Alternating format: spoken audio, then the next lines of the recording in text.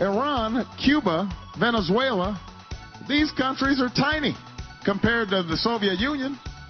They don't pose a serious threat to us. So let me be absolutely clear. Iran is a grave threat.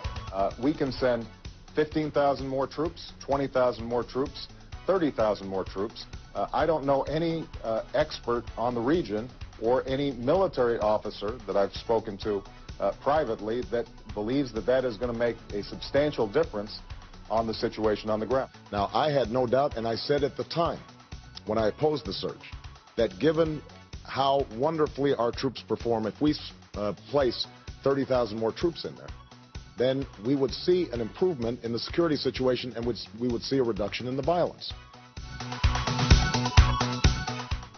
So if somebody wants to build a coal-powered plant, they can. It's just that it will bankrupt them because they're going to be charged a huge sum for all that greenhouse gas that's being emitted.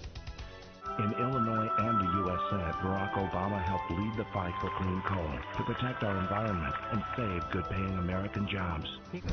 Last year, you said if you were the nominee, you would opt for public financing in the general election of a campaign. You checked yes on a questionnaire. We've made the decision not to participate in the public financing system for the general election. You said in Idaho recently, quoting here, "I have no intention of taking away folks' guns." But you support the D.C. handgun ban, and you've said that it's constitutional. How can you reconcile those two positions? I have said consistently that I believe the Second Amendment is an individual right, and that was the essential decision that the Supreme Court came down on. Well, I am not a nuclear energy proponent. I favor nuclear power as one component of our overall energy mix. Jerusalem will remain the capital of Israel, and it must remain undivided.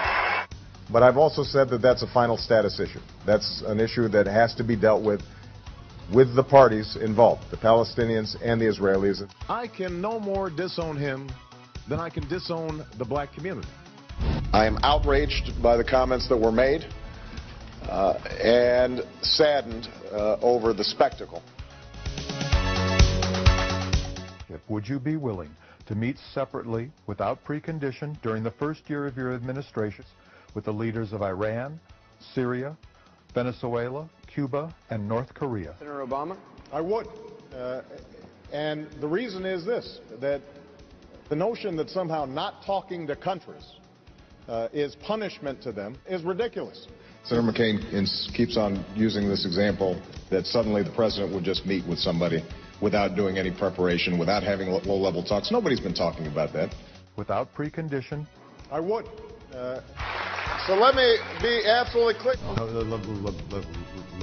Let me be clear. Look, number one, the fact is that... let me...